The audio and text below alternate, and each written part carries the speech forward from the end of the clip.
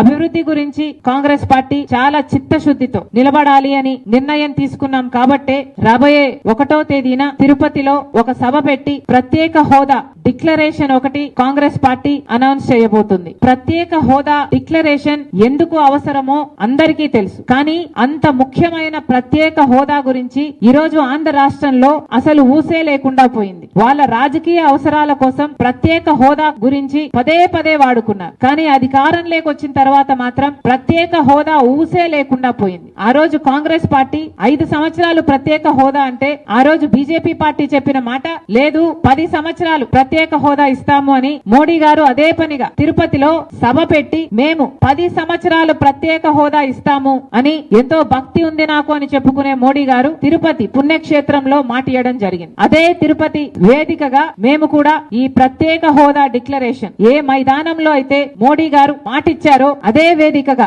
అదే మైదానంలో Congress party special status declaration 1వ తేదీ సాయంత్రంన అదే వేదికగా ఒక సభ పెట్టబోతున్నాం. అసలు ప్రత్యేక హోదా వస్తే ఎన్ని మేలులు కలుగుతాయో ప్రజలందరూ కూడా మళ్ళొకసారి అర్థం చేసుకోవాలనే ఈ ప్రత్యేక హోదా డిక్లరేషన్ మేము తిరుపతి వేదికగా 1వ తేదీన పెట్టదలుచుకున్నాం. మన రాష్ట్రంలో 972 కిలోమీటర్ల సీషోర్ ఉంది. మనకు ఎన్ని పరిశ్రమలు వచ్చుండొచ్చు, మనం ఎంత అభివృద్ధి చెందుండొచ్చు, కానీ ఇవేవీ జరగలేదు. కనీసం రాష్ట్రంలో పట్టుమని 10 కొత్త పరిశ్రమలు కూడా రాలేదు. ఇదేనా కావాల్సింది? డిఎస్సి అన్నారు, మెగా డిఎస్సి అన్నారు. జగన్మోహన్ రెడ్డి గారు ఒక దగా డిఎస్సి ఇచ్చారు. 2,30,000 ప్రభుత్వ శాఖల్లో ఉన్న ఉద్యోగాలను భర్తీ చేస్తామని చెప్పారు.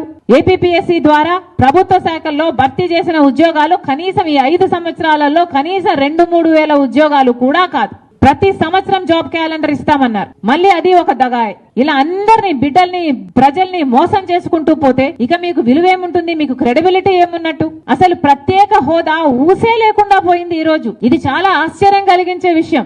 ఒక కాంగ్రెస్ పార్టీ మాత్రమే ఈ రోజు ప్రత్యేక హోదా గురించి మాట్లాడుతుంది అంటే ఇది ఎంత పాలక పక్షానికైనా ప్రతిపక్షానికైనా అవమానంగా లేదా? మీకు అధికారం ఇచ్చింది ఎందుకు ప్రజలు? మీరు ప్రత్యేక హోదా అని చెప్పి కదా అధికారం తెచ్చుకున్నారు. ప్రత్యేక హోదా గురించి మాట్లాడి కదా మీరు ఓట్లు దండుకున్నారు. చంద్రబాబు గారేమో ప్రత్యేక హోదా మనకు సంజీవిని అన్నారు. నన్ను ముఖ్యమంత్రిని చేయండి, నేను నవ్యాంధ్రను చేస్తాను అన్నాడు. ఇన్ని మాటలు చెప్పిన చంద్రబాబు గారు ముఖ్యమంత్రి అయ్యాక ప్రత్యేక హోదాను పూర్తిగా విస్మరించారు. అప్పుడు ప్రతిపక్ష నాయకుడిగా ఉన్న జగనన్న గారు ప్రత్యేక హోదా గురించి ఎన్నో ఉద్యమాలు చేశారు. ప్రత్యేక హోదా కోసం మూకుమ్మడి రాజీనామాలు చేద్దాము అన్నారు. అప్పుడు కేంద్రం ఎందుకు దిగిరాదో చూద్దాము అన్నారు అని ప్రతిపక్షంలో మాట్లాడిన జగనన్న గారు ముఖ్యమంత్రి అయిన తర్వాత ఎంతమంది రాజీనామాలు చేశారు? ఎంతమంది పోరాడారు? మీ పదవులు మాత్రం మీరు అట్టి పెట్టుకున్నారు. బీజేపీతో మీ దోస్తీ కోసం ఆఖరికి ప్రత్యేక హోదాను కూడా తాకట్టు పెట్టారు అంటే ఇక మీరు ఏమి నాయకులు? మరి వీళ్ళందరినీ ఎందుకు నమ్మాలి? ఆలోచన చేయండి.